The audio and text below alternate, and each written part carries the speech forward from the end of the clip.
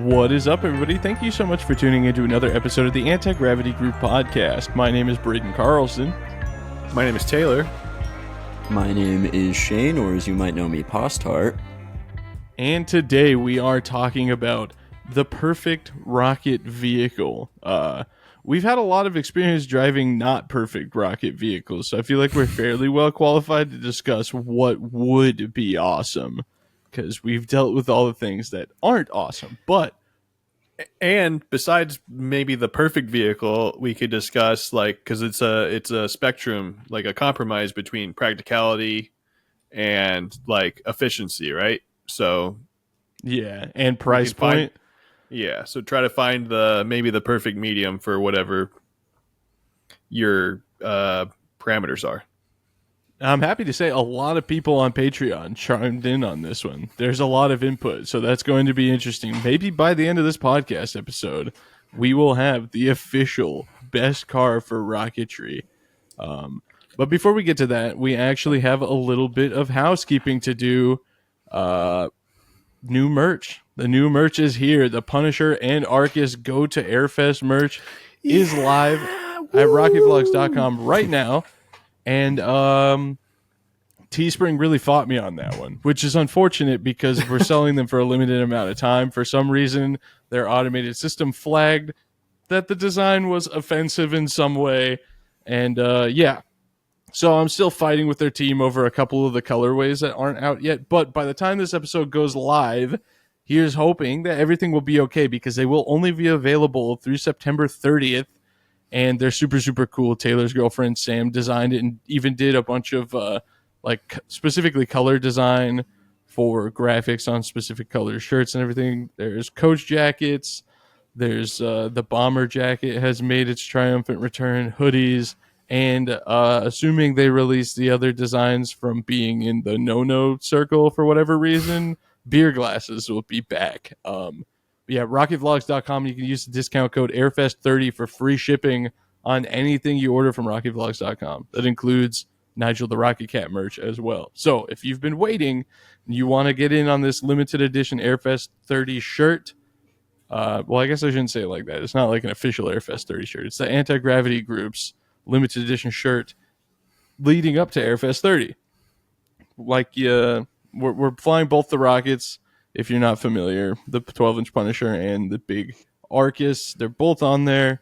It's a fun little cartoon graphic. And once Airfest passes, or once the 30th passes, it will never be available again. So don't miss your chance.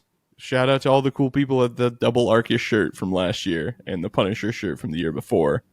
Those designs will never come back, and neither will this one after it's gone. So get in there, am I right?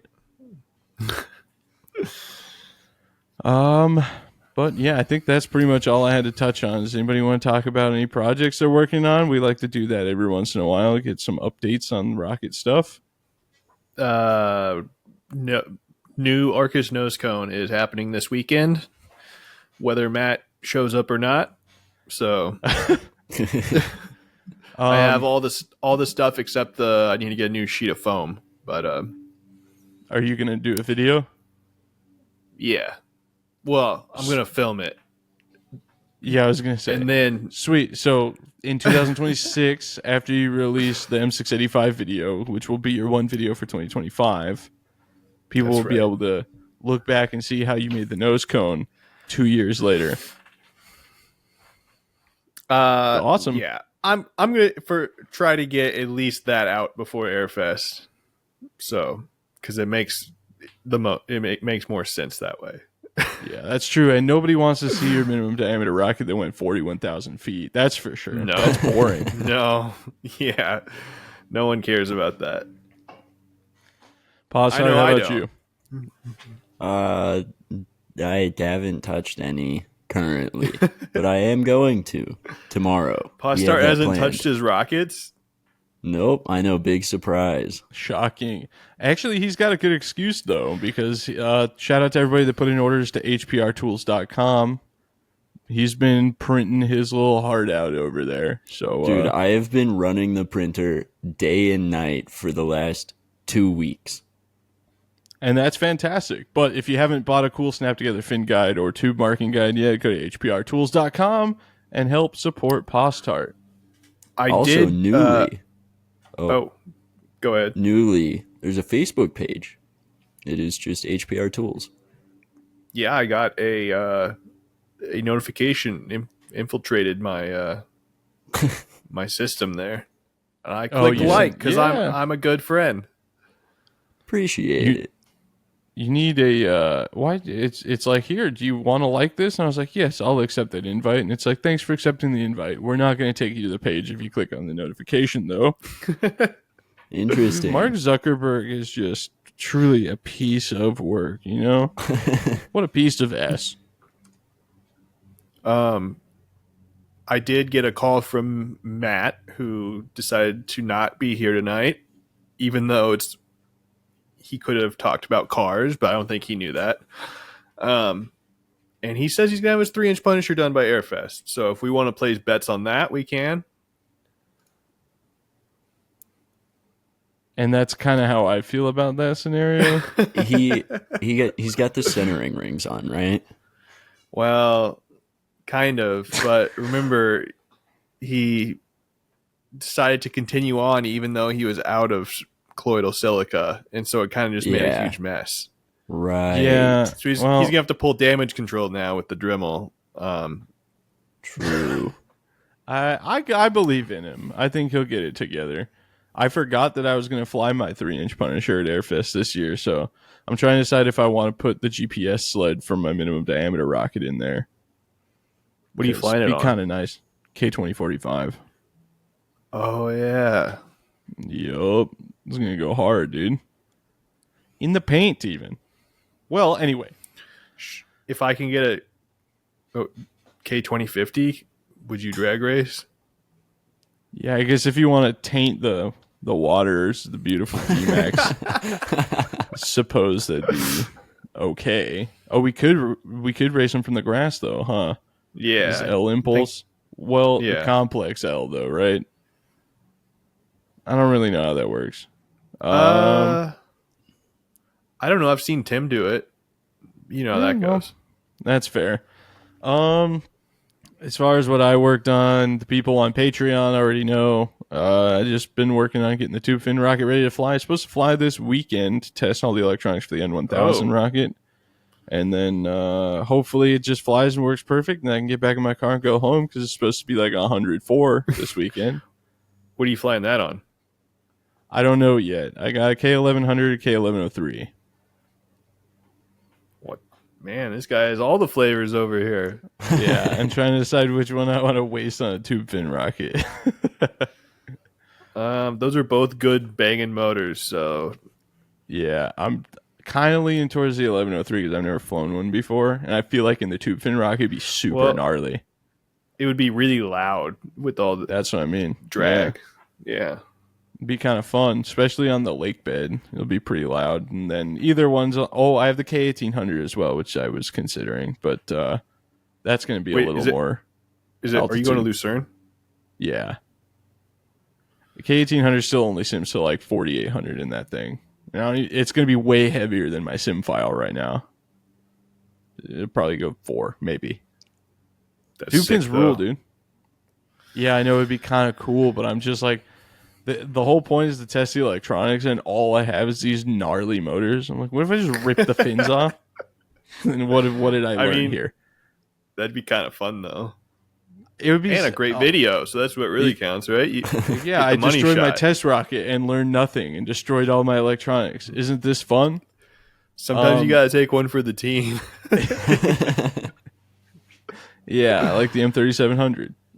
Oh, Except for I won't Too cry about it when people want to take pictures of it. I definitely felt that pain with the Hojo, though. Like, what? No movie yet? I want to take pictures. I was like, no, actually, I don't want to be here anymore. Crazy. Anyway, I guess we should talk about the perfect rocket vehicle, huh? So I feel like some background needs to be assessed here. My rocket vehicle as of now is a Ford Fiesta ST, which is not really a great car to do it, but is a great car for rally, which is great segue because Taylor's former rocket vehicle is also not very ideal for rockets. But Yeah, I had from 2015 to 2020 or something like that. I drove well, actually, I kind of still am in some regard, but 2004 Subaru WRX sedan with seats that do not fold down. It does have a pass through for like skis or something. So, rockets. but it's I really only use that when I'm taking a rocket to the away cell and I shove it through the hole. So you can put like a 4-inch Wildman completely in the car, shear pinned and everything, which is cool. But otherwise, I think Braden's Fiesta is the same way.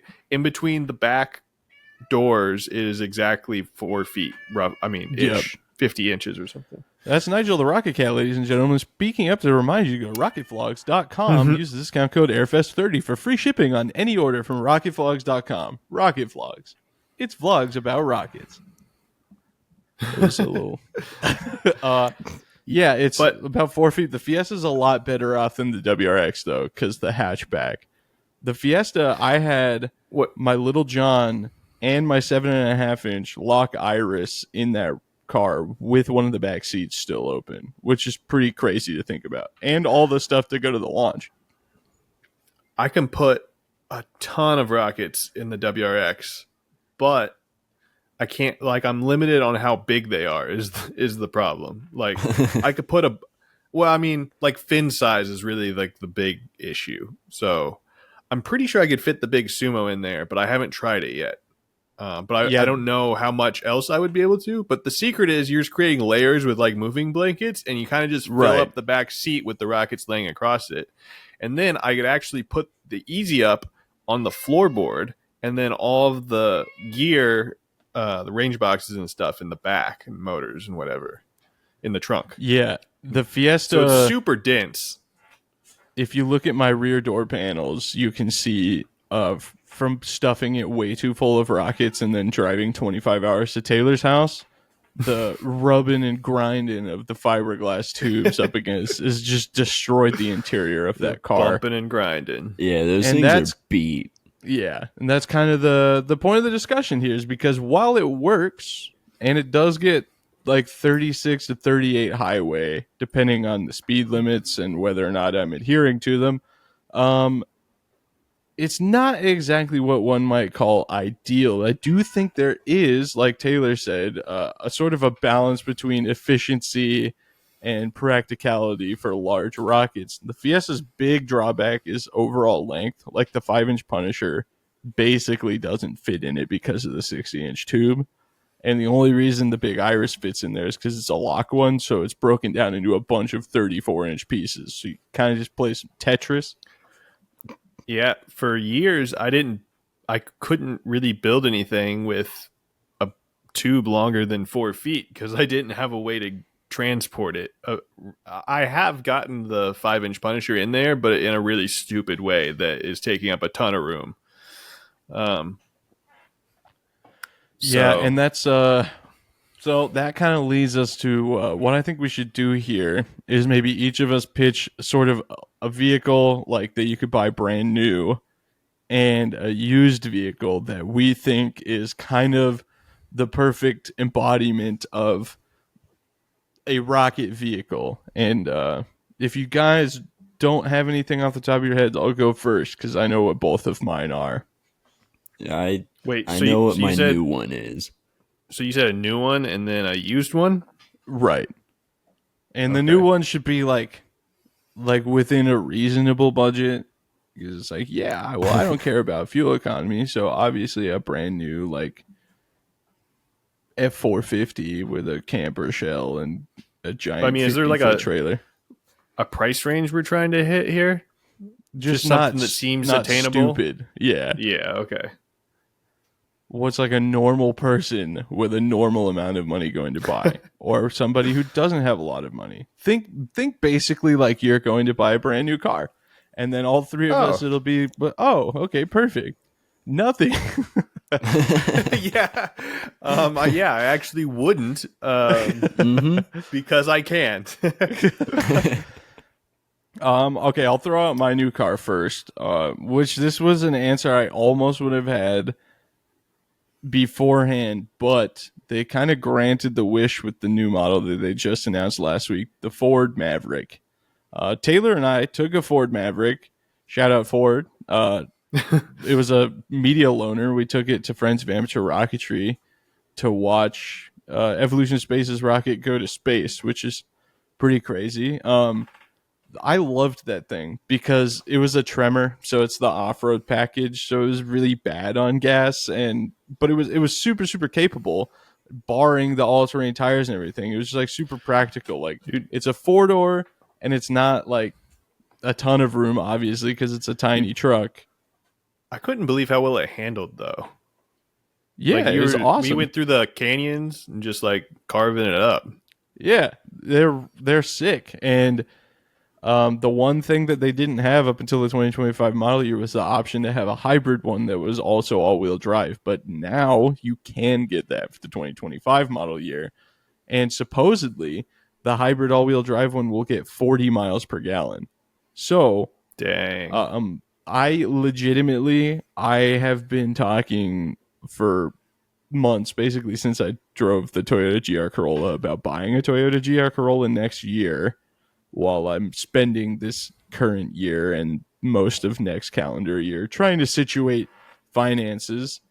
But now I think the more grown up decision would be to buy one of these Ford Mavericks because, like I said, you get a 5 foot bed, or maybe 5.5. No, I think it's 5 feet. It's four doors. There's more leg room in the back than my Fiesta, which isn't saying a lot, but it is more. There's almost never people back there, but I have the benefit of having all the back seat room plus a 5 foot truck bed, and it can tow 4,000 pounds. So the anti-gravity group enclosed trailer ever becomes a thing, it's possible to do that too. And you can get all the fancy like trailer backing stuff that you can get on the F-150s and Rangers on the new Mavericks as well. Because it turns out that almost 50% of people who own a Ford Maverick use it for towing, which really stands to reason. I made a whole video for Motor Biscuit about how the Ford Maverick is more truck than most truck owners could ever even need. And turns out that's true. Everybody's like, well, I guess I don't need this F-150 to pull my 3,500 pound camper around. What am I thinking? I'm going to get 40 miles per gallon instead. So, shout out to the Ford Maverick, and maybe look for one coming to a Rocket Vlogs near you within not anytime soon, really, unless I get a video that gets like 35 million views or something like that. Press the like button, subscribe, tell your friends. Postart, do you have one? I do. Mine is specific, but really any of them work. I like the Ford Transit Trail because they've got the EcoBoost 3.5 and they're all-wheel drive and they're sick. They're Plus they have a expensive. They're 3.5 inch so lift. expensive. Are they? Yeah, They're dude. super expensive. A Ford Transit Trail. Let's see. Because I remember me and Braden sharing links when it came out, and it's like, this is so sick, but you The could, base Transit is 51,000. yeah. Whoa. Yeah, so, I mean they're probably 70 grand. Huh. The point of reference, an all-wheel drive hybrid Maverick is like 33,000.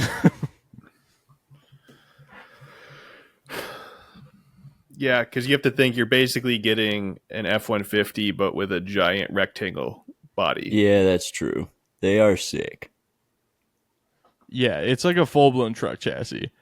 So I mean that's attainable to some people, I suppose. Taylor, Not what do you me. got for a new one? I'm even though I'm not really a GM guy, I'm pretty into the new Colorados. Oh yeah. Specifically the mini Duramax, the diesel one. It has a 2.8 Oh liter. yeah. Yeah, that It is gets super cool. crazy good mileage. They seem pretty reliable, and they have a better transmission than the 6-cylinder ones. Although I hear those do pretty well too. But I'm pretty into it because there's a really good tow rating. Yeah. So, I mean, obviously for rockets, you don't really. Most people aren't going to need to tow super heavy stuff, but it's nice to have the ability to tow 7,500 pounds or whatever those are rated at. Yeah, and their price is actually like pretty dang good for the size. But I'm wondering how much is it with the diesel? Like, where's that price It's start? more, so probably like, I don't know, 40 or something. Looks like we got $35,980, which actually, I mean, that's not that much more than the But Maverick, which is kind of crazy but because it's a way bigger truck. but the so if you can live with some of the less specced out ones, like get a gas motor, 2-wheel drive, extended cab, you can get one for under 30 new, which for like new vehicles is doesn't really exist anymore. Yeah, that's true. If you're okay with having a front wheel drive truck too, you can get Mavericks for like 27 grand. But then you have a front wheel drive truck. That was a big bar for me before, was the not having an all wheel drive option. But you know, it is what it is. But now you can. So I guess that's gonna hit it for all the new stuff. So let's go back around. My used choice is Honda CRV. It's just hard to beat. Preferably a second gen one, which I believe starts around 2003, right? Yep. Because they have a K series engine, and if you're familiar with cars, you'll know that that engine is notorious is bad. It's famously bulletproof. They're 4 cylinders. I believe they're K24s and CRVs, right? It's 2.4 liter. Yeah. They get probably like mid 20 fuel economies, which is not bad. But And my stepmom used to have a second gen, and the gearing on it was really good. It was so fun to drive. It felt super light. Like it right. had that Honda feel. Like it felt like you were driving a boxy Civic, even though it was heavier. Yeah, so the first gen ones are really cool too. They have the B series, the B20. By the way, if you like listening to cars or listening about car stuff and reading about car stuff, check out revreflection.com. It's my new automotive journalism website that I started. But anyway, they both was a big selling point for me. My parents had when we lived in Texas. My first time I went to Airfest, we took the first gen CRV up there. First and second gen ones have folding tables as part of the car. Like it's under the carpet Yeah. in the rear by the spare tire. There's a folding They're so table, cool. like a camping table. And Just we like used it and it was sick. The first gen CRVs and RAV4s were still just like full on Japanese spec. Like all the fun stuff came with it. Yeah, well, it's funny too because people are like, ew, crossover. I'm like, I mean, no, the CRVs and RAV4s are off-road vehicles. You just don't think so because you live in the U.S. and you think you need to get 8 miles per gallon and have a 165 horsepower V8. Especially those like early ones. I mean, because didn't they have like I know the RAV4 had an option for 4-wheel drive. I don't know. Yeah, Did the all CRV of the too? first gen CRVs were as well. Yeah, well, they're real-time all-wheel drive. They weren't four-wheel drive, but yeah.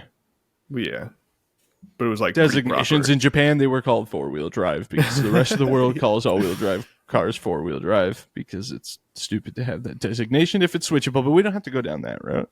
If you want to read about my rants about car stuff, go to revreflection.com. But yeah, CRVs, they're pretty cheap. I mean, second gens now, all day under 10 grand. And as long as it's been decently maintained, like I said, it's K series, it's going to go forever. The later models came with J series V6s, and there's kind of a dead zone between like the start of the third gen and basically to now, where they weren't like the J series transmission has problems, the J series itself kind of has problems, but a B series or K series first or second gen CRV is real hard to kill. Just on those first gen ones, watch out for the AC compressor because those like to blow up on the side of the highway in Houston, Texas. Actually, the the second gen ones blow up too. The AC compressors? Yeah, Interesting.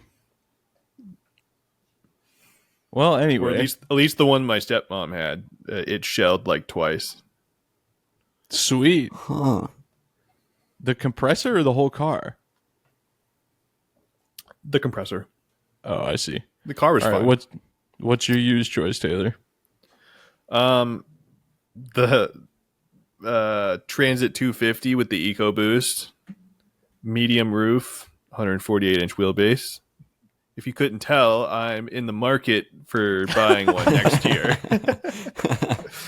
The twin turbo EcoBoost V6 just goes so perfectly. Like, it's the best, in my opinion, value wise. That's the best van on the market currently. It has a good tow rating, and you can fit so much. Currently, I am driving a company vehicle that I don't have to pay for, and The it's a professional Ram masterpiece. ProMaster, the professional masterpiece. And it is sick, but if I were buying my own, that's not what I would get, only because it's front wheel drive, which I haven't had any problems with. But I could, if I was driving it for my own pleasure, I could easily put myself in a situation where that would not be ideal. Right. Particularly towing. That's the main thing that would the front wheel drive's not so good for, because you're putting all that weight on the back wheels and trying to pull it with the front. Which, if you're towing light loads, is fine, but if you're trying to push the limits, like I want to tow a race car, then that's not really what you want. Yeah. Yeah, and that's actually, I mean, the Colorado, going back to the new car stuff, is capable of towing too. So that and the Ranger, basically these trucks are where like the flagship trucks were like 20 years ago. Like a 2003 F-150 is basically Yeah. the same size and If you towing do- capacity as a current do an- Ranger. If you do an overlay, they're almost exactly the same size as the former. Like, Yeah, they're just getting bigger so truck 1500. guys feel better Yeah. about themselves. So whatever. Enjoy your big truck, I guess. But you don't need it. Anyway, Postart, what's your used choice? I was also planning on saying first or second gen CRV. Yeah, and I mean, we might as well throw the RAV4 at that as well, because it's just as good. It's a Toyota. Like, they're hard to beat. And Forerunner. I do have some, well, no, Forerunners are really bad on gas. Like, really Yeah. bad. Yeah, I That's guess. like the I know, Honda it's- Passport. That thing is like Yeah. 14 miles per gallon. Oh yeah. Those are both just like fat SUVs with naturally aspirated V6s. Yeah, you Which, could tell they like- were like really like, US, here's what they want. And then in Which Japan, sucks they got because- turbo diesel versions, which is way cooler and Yeah. got way better fuel economy. It sucks because the Forerunner's a good package, but like, yeah, it just destroys gas. Like, And that was the argument I made about the Maverick Tremor that we had. I was like, this is like the modern first gen Forerunner, right? It's lightweight, it's a 4-cylinder, it's incredibly capable off road, but you get modern technology, so it also has a good amount of power and gets like 23 miles per gallon, even though it's got 31-inch all terrains on it. well, You're like, no, it's that not reminds the same. me that transit van, full size van, can get 20 mpg highway with the EcoBoost. Have So you that's driven one pretty with that sick. engine, the 3.5 HO? No, I Dude, they're- haven't. They're kind of dumb fast for what it is. Yeah, Because I drove one They that have- was like fully camper converted, and I floored it getting on I-5 outside of LA. oh, you I was actually like, drove a van. Yeah. I You the can get mod them with van. 370. You can get them with 373 final drive too. Dude, yeah, it picks Towing up, and it package. has a crazy turning radius. I was like, The what? 3.5 is what's in my mom's truck. Yeah. And I know somebody who's got one with like 205,000 miles on it or something like that. Yeah, One of from those what I've engines. read, if you just do change the oil at like turbo car intervals, which people don't do, and just like regular preventative maintenance, they pretty much last. But people just don't do that.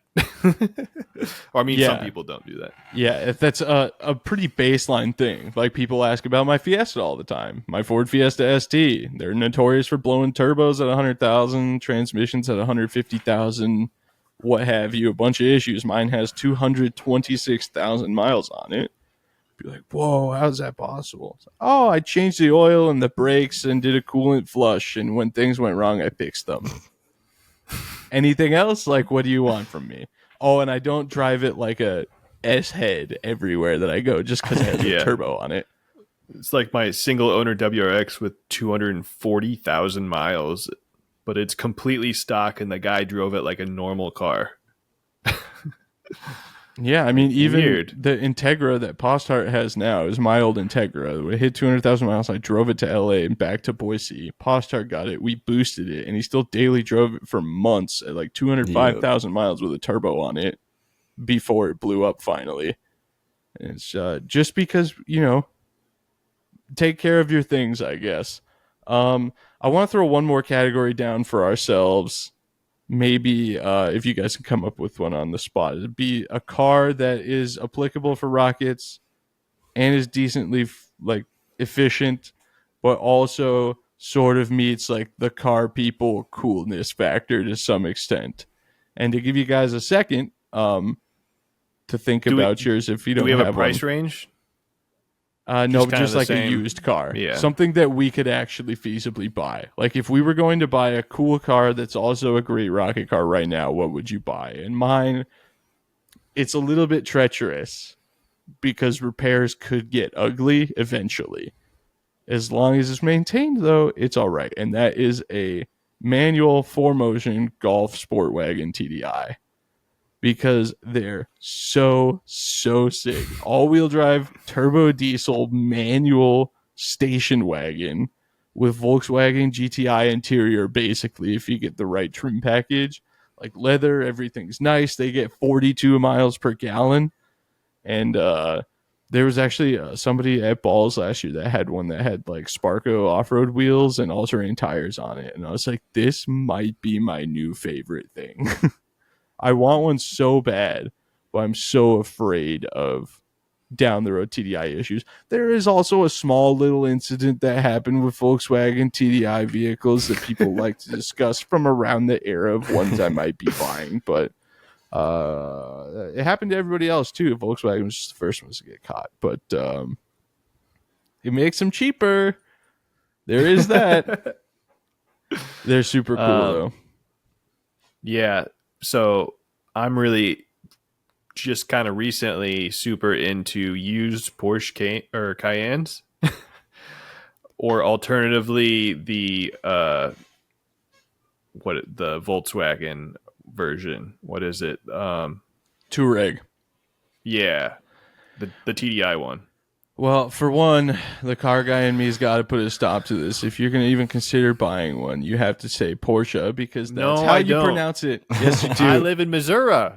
It doesn't matter where you live. Do you say Audi? No, Because it's Audi, right? Because that's how it's yes. pronounced. Porsche is pronounced Porsche. Well, at least I didn't say porch. I guess. It's a slight improvement. Also, dude, those things, like first-gen Cayennes, the Turbo S's are sick. It's a twin-turbo V8 with like 450 horsepower. They are phenomenally unreliable. So, I don't know, what's the first gen go to, like 08? I think 05, but I don't know for sure. I don't know Cayennes that well. I don't either, but I just started reading about them this week because I've always been kind of against performance SUVs. But then I found out that like it's kind of a weapon. Like you can tow 8,000 pounds with it. Yeah, it's insane. What about the Touareg V10 TDI? That's with V10. V10 TDI. Yeah, twin turbo That's V10 turbo diesel. They're crazy. They have so much torque. But apparently the newer ones are pretty reliable, which I did not expect. Yeah, it's because it's Audi engines. I mean, it kind of was to begin with, but it was, yeah. It's sort of like how Lamborghini suddenly became reliable when they started putting the I Audi see. 5.2 in them. And they like suddenly became reasonable, usable cars instead of things that just overheat and look Yeah. cool. Okay, well that makes sense. Yeah, the Parts 2008 are expensive. That's the only bad part, but Yeah. The Touareg V10 TDI has 553 pound-feet of torque in 2008. They made a V12 twin turbo TDI that they put in the SQ5, but we never got that in the US. Ridiculous. And anyway, this is a rocket podcast, but Shane, what's your cool car used choice? I'm trying to remember what it was. Jason of Engineering Explained used to have one. The Subaru that was manual, but it was Crosstrek. Crosstrek. what? Oh, it was a Crosstrek. I was thinking Dude. Outback. The Crosstrek is like the rocket vehicle. There's so Yeah. many Yeah. of them. Yeah, It mainly because it's manual. Yeah, they're fine. I mean, I like the practicalities, I get it, but if I'm going to have to deal with having a boxer engine, I'm going to want it to be a cooler car than that. Yeah, yeah. Like a I'm just sort of WRX, or against, if I really wanted a cool boxer car, a Porsche. I'm kind of against the newer Subarus, but obviously I'm super down with the older ones. I just think they're more reliable and more well put together. But like an older Outback would be pretty. I mean, lots of rocket guys have driven those, and you can get them. You can EJ22 find them, era, not that old, like legacy Outback, like, or okay, so first when it was first became its own model.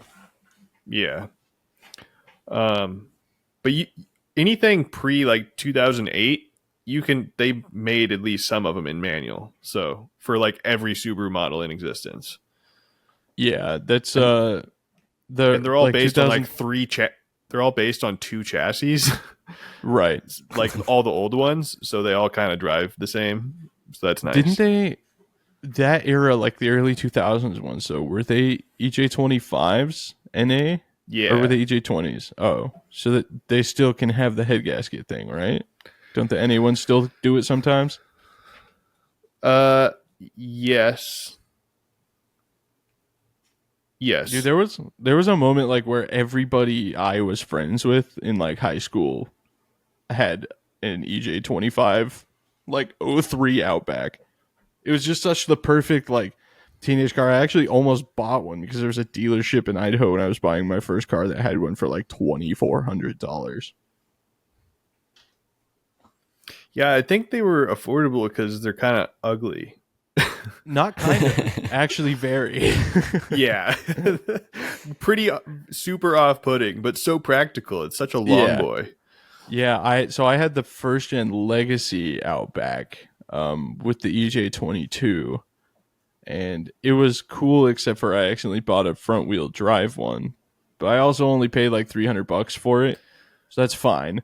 But yeah, that the time I spent with that was enough for me not to want to deal with Subarus anymore. So unless it's a WRX, that's always been my longest stand. Like I'll put up with the S of like having to pay for 2 fuel rails at the junkyard, even though I'm getting the same amount of injectors as when I worked on a Honda.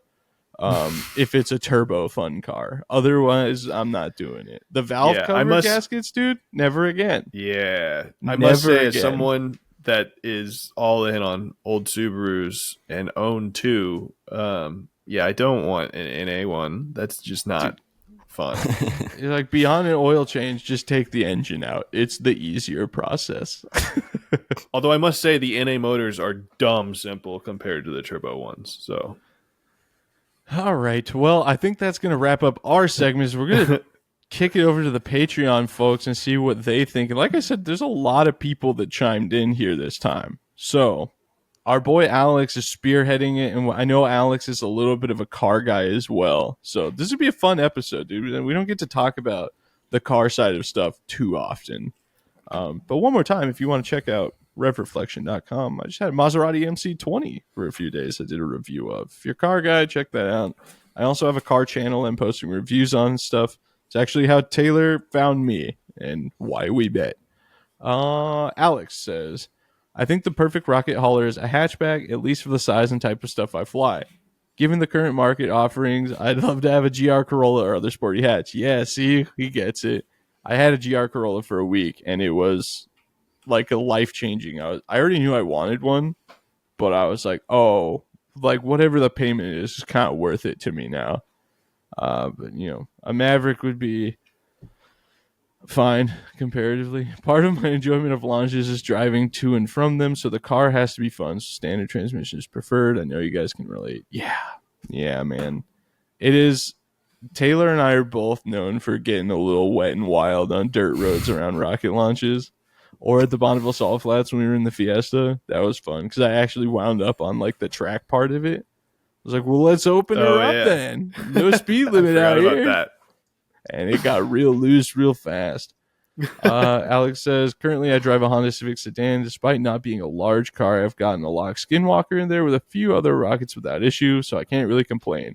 It's even made the trip from PA to Kansas and back again in 2022 when I attended Airfest for the first time. Don't sleep on the Honda 4-bangers. That's right. I mean, you're going to have no pushback on Honda fanboyism around here.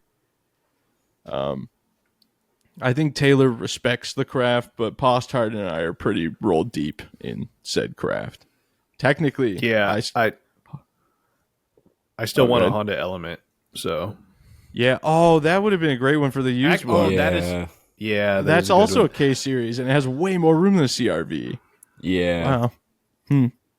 Technically, I still hold the record for the highest horsepower D16 Z6 without any internal modification.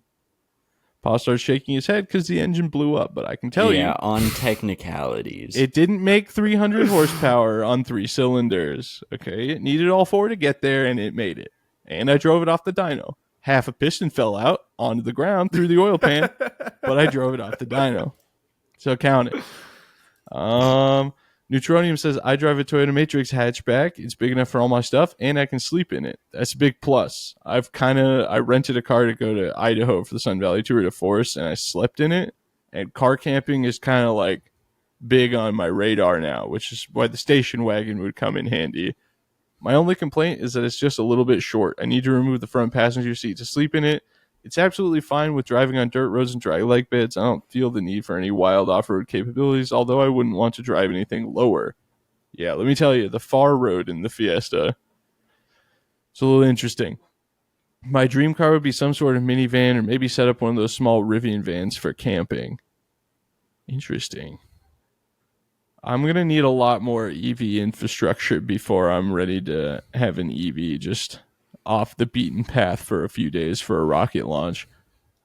Brian Kelsey says any SUV with a hatchback or gate style door, back seats must fold down, 4-door, 4-wheel drive preferred, plenty of room, won't get stuck.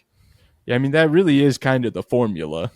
I wouldn't say any SUV though, because my God, dude, when within the realm of affordability, right? We'll say like 15 grand or less, there aren't SUVs that get acceptable fuel economy. Like, there's a few standouts that are really just crossovers. Like, my mom just got a Ford Escape, like an older one that she loves. It's the same engine as my Fiesta too, but that's crossovers, whatever. That's a whole topic. If you're a fan, like a car enthusiast, you're probably not a big fan of them, but it is what it is.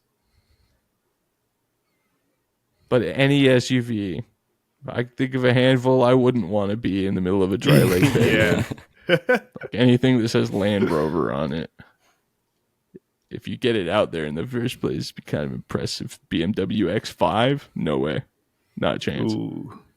Ernesto says, I'm usually stuck with my Nissan Rogue on flight days when I don't feel like playing Tetris, and I rent a small U-Haul trailer and I have all the room that I need.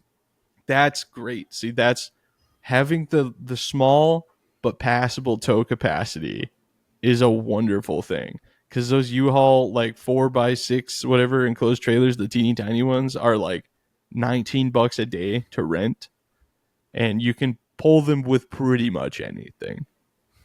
They've got pre-installed brakes and everything.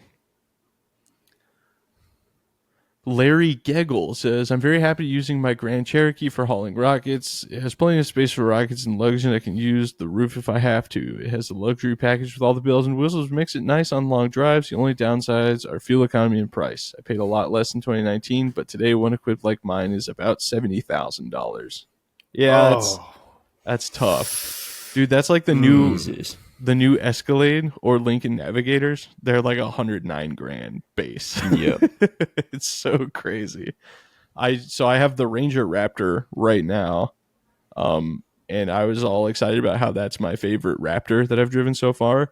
I didn't understand how much different the price point is for the Ranger one, because the Ranger Raptor, that one aspect is like $59,450.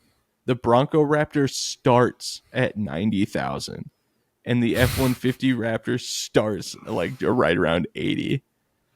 I was like, oh my God, dude. And even the Raptor version of the Ranger can still tow like 7,700 pounds or something like that. Save the $30,000 and buy a trailer. The Raptor one has reduced towing capacity. I know. The regular Ranger has way more towing capacity. It's like 9,500. The Ranger Raptor can still pull over 7,000. I mean, I guess you would probably know because you read about it, but I was thinking it was like 5 for the 5,500. You're right. For the 5,510 Raptor. Yeah. All the Raptors off-road or all the off-road package stuff has reduced capacity because of the coil soft suspension. Yeah, which I'm a fan of, but it just sucks you can't tow. Yeah, I mean 5,500 is still plenty. Yeah, you just can't really tow a car unless it's a Miata. People that buy a Raptor for towing are just showing off. Well, I was going to say compensating. But yeah, you can tow any utility trailer you want easily. Jonathan Gabry says, any kind of minivan, if you put the seats down there are not many limitations as to what you can take. That is true, dude. As much as none of us want to be like, you got to just get a Honda Odyssey. There's so much space. I wish I was the type of person that I wasn't so man hurt about driving the minivan. Yeah, you can just grin super and bear practical and they're really affordable. Dude, it's not even like a used one. It's not even like a manly thing. My mom will like die on the hill that she'll never own a minivan. My mom was the same way. Yeah, so I get it, but it sucks that it's so practical. That's why the station wagon's phenomenal. Because it's just almost too practical, right? Because it's like we sacrificed all like decent look and everything for just. And I know people rag on vans, but like a cargo van is at least like it's a box. The minivan, like it's kind of a car, but it's not, and it's all round and soft. And a cargo van's still ugly, but you're cool with that because it has its purpose. Like even like the mini transit, the transit connect or whatever. But a minivan, no matter what brand you buy, is just like looking at it puts the flavor of cardboard in your mouth. It's just like, although the new Odyssey Elite is crazy, the built-in vacuum would go kind of nuts at a rocket launch. Yeah, that is sick. When I saw the commercial for that, I was like, "Oh man, all right, they're making it hard for us here, dude." I'll get the Element and a shop vac and a inverter. Chase says, love my Subaru Outback. There it is. I landed on the Outback because it checked off all my requirements for a good medium for all my hobbies and interests and still work out as a daily driver. I wanted something that had decent off-road capability, good gas mileage, lots of room, and some towing capacity. The Outback has all-wheel drive with the additional X mode that can be enabled. Must be a newer one. I know it is. I know who this is.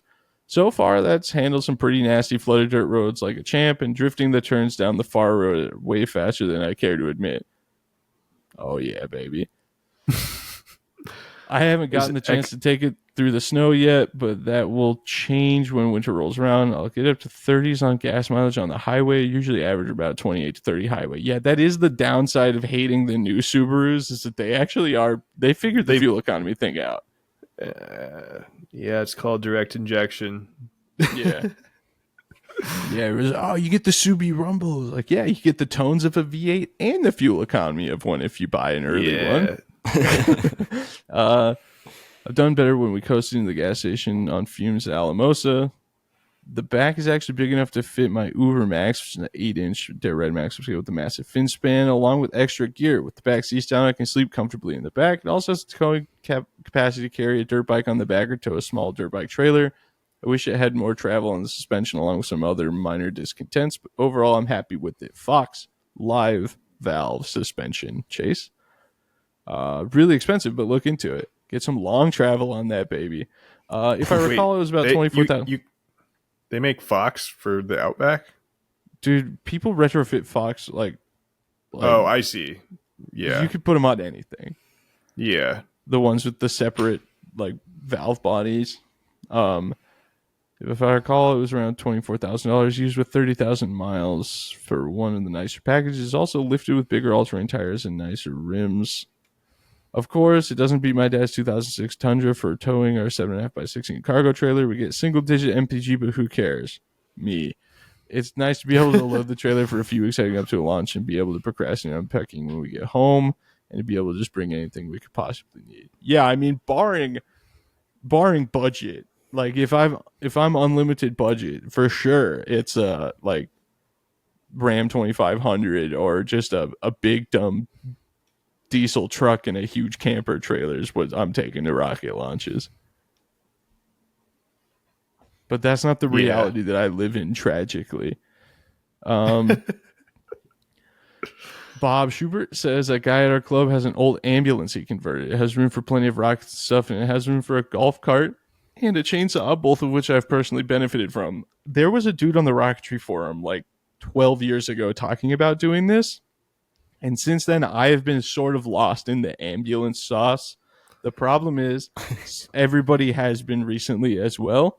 And now ambuli, that's the plural of ambulance, are extremely, extremely expensive. I know. They used to be dirt cheap because no one wanted to drive an ambulance. Yeah, but all of these overland people are making it disgusting. And the worst part is they all have, like, on top of like 200,000 miles, probably 500,000 miles worth of idle time, right? Like, yeah, when you buy one, you basically need to rebuild the engine if you want to be trekking it across the country.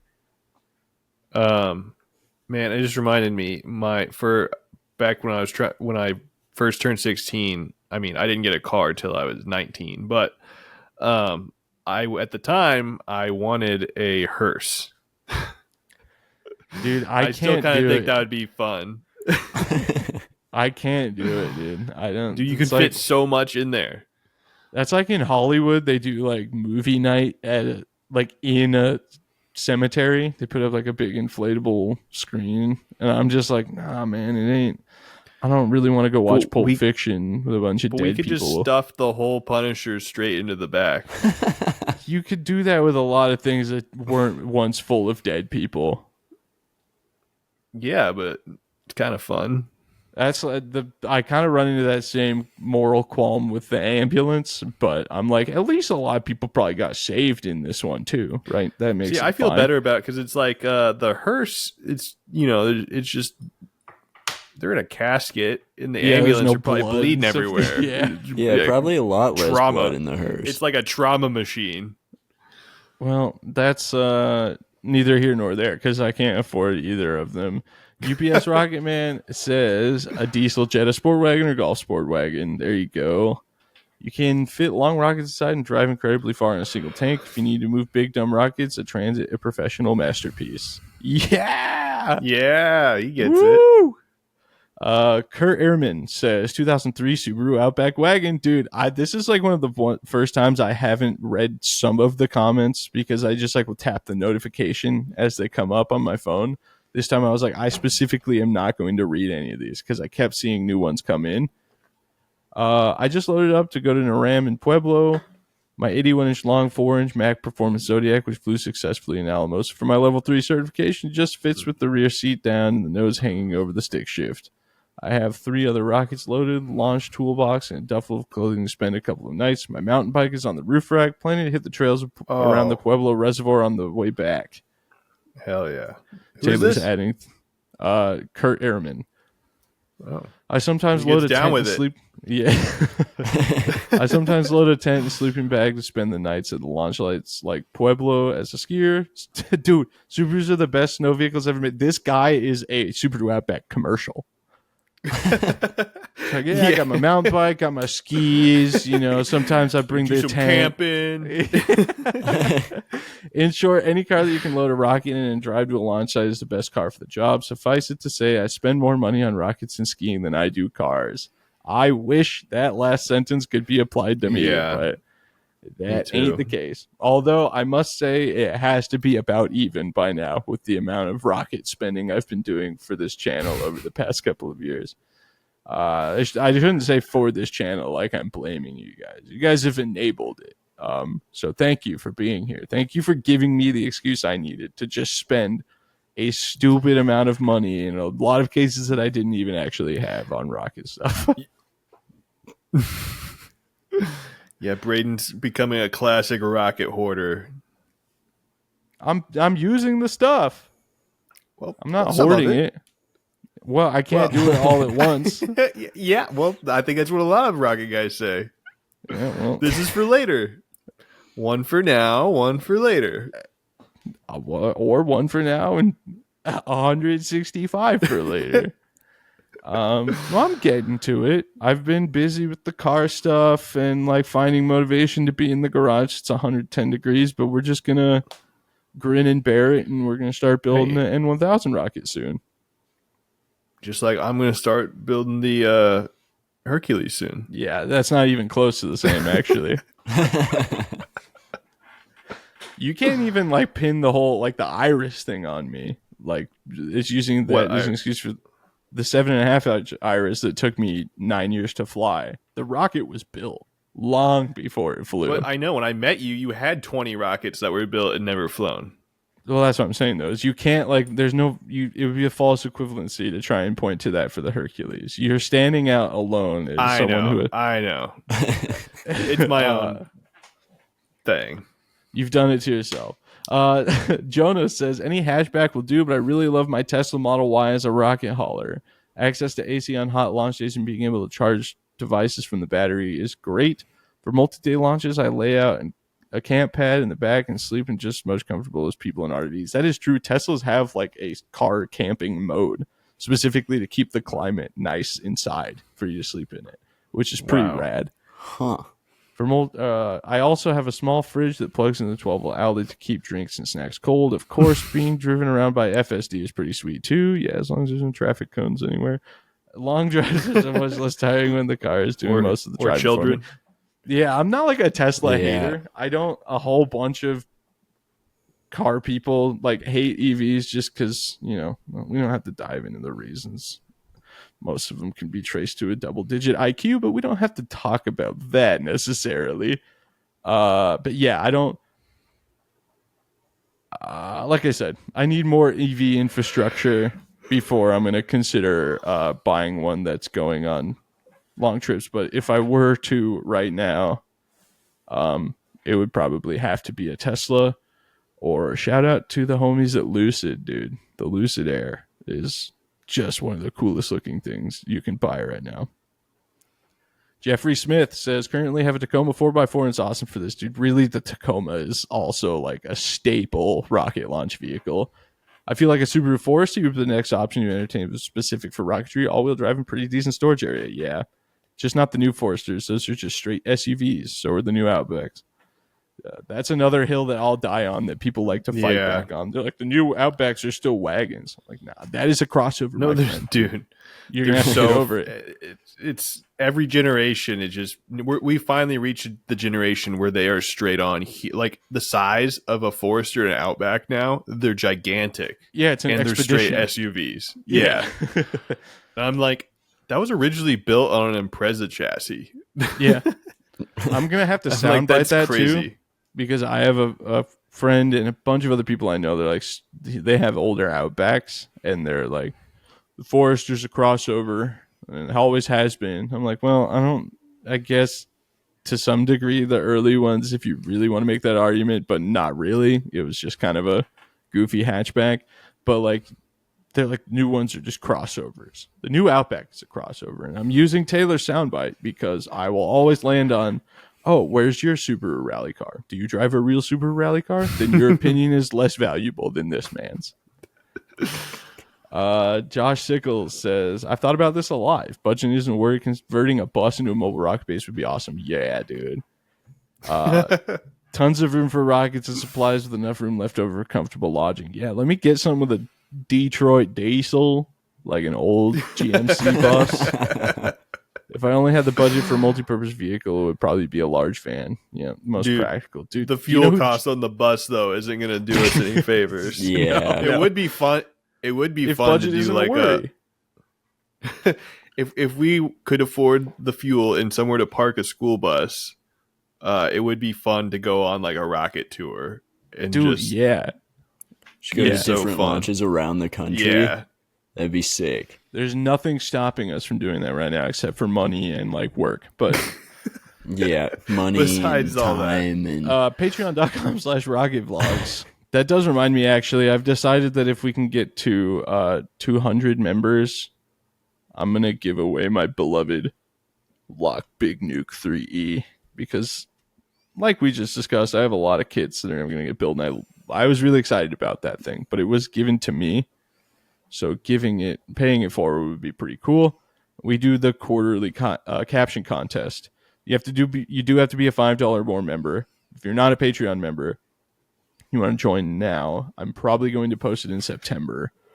If we get to 200 members on Patreon, which I think we're at 159, I will give that thing away. It will make me a little bit sad, but I don't foresee myself building it anytime soon. Ryan Emmenegger says Subaru Outback or a Toyota Tacoma. There you go, dude. I have used several cars for rockets, and those two have been the best. Lots of space for rockets and off-road capable for recovery. Yep. Quentin Troll says, I'm biased, but small pickups like the old Tacoma or Ranger are great. Yeah, just not the Vulcan V6 Rangers. Easy to transport big stuff, decently fuel efficient, can sleep in the back if you choose, and they handle some off-roading for recovery getting to the launch sites. My 2004 Tacoma has been going strong even at 280k miles. I see it. Early 2000s Tacomas are awesome. There are some problems. The fuel economy, you said it's pretty decent. I feel like you got a little bit of a warped perspective there. Decent compared to a full-size truck from the same era? Yeah. I mean, it was decent for the 2000s, but the fuel economy hasn't really changed on a Tacoma from like 2004 to now. It's because it just kept getting bigger. I mean, okay, let's see. And it had this the says same motor? Up to 25 highway on like an 04 Tacoma is because they were so small. That's great. But yeah, so I guess I should backtrack on that a little bit. It says way better than I thought. That's actually probably better than a current Tacoma. But yeah, they do just really go forever. The big issue with that is that a 2004 Tacoma also basically costs as much as a 2024 Tacoma at this point. Yeah, the Tacoma tax is really what takes it out of any sort of running of me owning one. And the early Tundras, too. Like the really small Tundras that had the step side beds and stuff. People are paying like 15, 20 grand for those things from like 2002. The Yoda tax is unbelievable. The late 2000s Tundras, though, you can get dirt cheap, and they also last forever. But they get like 8 MPG. Oh, there's also the Tacoma Fun meme that would be more of an issue for Taylor's placement, not so much from Idaho or California, but the magic disappearing frames that they had. That was pretty cool. Yeah. Where you just like magic, you can blink and suddenly your truck's frame is made out of dust. You don't really see a lot of Tacomas and 90s Toyota trucks, for that matter, around here because they all rusted out, fell apart, split directly in half. Dude, at the bed in the cab. My boss in like he must have bought it in like 09 or something. He got an 03 Tacoma because he always wanted one. It was a 5-speed. It was pretty sick, white. He put a camper shell on it, worked out of it for a while, sold it like in, I don't know, whenever they had the big frame recall, like 2013 or 14. Ended up making money. Yeah. He bought it somehow for like back. He got like a really good deal on it, but yeah, he ended up making like $5,000 on it somehow. Yeah, I have a buddy that bought a Tacoma in like 2019, like a brand new one. And then when the whole microchip / COVID disaster made car prices go buck wild, he sold it to a dealership for like $12,000 over what he owed on it. That's nuts. Yeah, stupid. All right, Rocket Profits bringing up the end here. My choice would be a 2024 Ford Transit van. Lots of room and decent MPG. There you go. It seems like we're pretty well all on the same page here. So, to wrap this up, what are we going to recommend, assuming brand new and assuming used? I'm leaning towards, for used, the Element. Yeah, just so practical. Don't they get like pretty worse bad for the MPG size. than the CRV? Yeah, 'cause it's not aerodynamic. Great. Yeah, I think it says 21 city, 24 highway. So it's like a Subaru. Oh, okay. That's about what second gen CRV gets, right? Or they get over 30. I think they're a little higher. I think they're like high to like or like 26, maybe 27. Yeah, 26. It's actually less fuel economy in the city than the Element. So if I'm dealing with only a 2 mile per gallon average difference on the highway, the Element, dude, the seats fold down to be the size of a queen size bed, so you can just slide a mattress in. Yeah. It's so practical. And the roof line, have you been inside one? Like, if you fold the seats down, it's like 4.5 feet of clearance. Also, you can just take out the back seats completely. Yeah, and it's got the sick butterfly doors. Yeah. Which is super rad. The come from behind victory of the Element for the fact that none of us said it. Yeah. Nice work, Honda. And I guess we're all probably going to be pretty much on the same page for the new one if we're going to bend the budget situation a little bit. The Transit, the EcoBoost Transit. I mean, really, yeah, the EcoBoost Transit.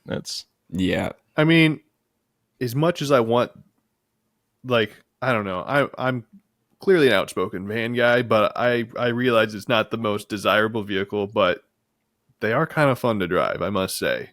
I enjoy driving a van more than a truck, unless it's like a turbo diesel giant truck for obvious reasons, because it's just, guy in a truck thing. I don't know what that is, but it feels nice to drive one. I had some serious guy in a truck thing moments with this Ranger Raptor. Like, I'll send you the pictures of what it looked like when I was done thoroughly testing it for my review. And like I told Shane, if Ford decides never to give me anything again, I won't question why. Like, yeah, I guess that makes sense. I didn't damage it or anything. It's just they might look at it and be like, you maybe went a little hard. But, that's left to be seen. Go check out my car channel. Links in the description. If you want to see my review of the Ford Ranger Raptor and Maserati MC20, a bunch of other car stuff, go to revreflection.com. But do we have anything else to say here, folks? No. Go buy a van. Yeah, go buy a van or a Honda Element. My name is Braden. Also, we forgot to mention the Transit Connect. I said something about it earlier. Huh? Yeah. Oh, you did? Yeah. Okay. It's a good option. Anyway. My name is Braden Carlson. You can find me right here on YouTube at Rocket Vlogs or on Instagram, BigB1011. Go to TikTok, Braden Carlson 6. We're at like 7,700 followers. We're getting close. They invited me to come to the monetize thing today, and so I scanned the QR code, and it's like, your account doesn't qualify for this. I was like, why'd you send me the email? But yeah, anyway, go follow the things. My name is Taylor, and you can find me on the Rocket channel on YouTube. My name is Shane. You can find me Instagram, Shane Harris Photo, HPRtools.com, Postart Propulsions on YouTube. Yeah. We are the Anti-Gravity Group. This is the Anti-Gravity Group podcast, and we will see you next time. We might just hear from Nigel the Rocket Cat. Low level professional masterpiece, you can bet on that. A launch and a chat with them is guaranteed to be a blast. It's the Anti-Gravity Group podcast. Ooh, ooh, ooh.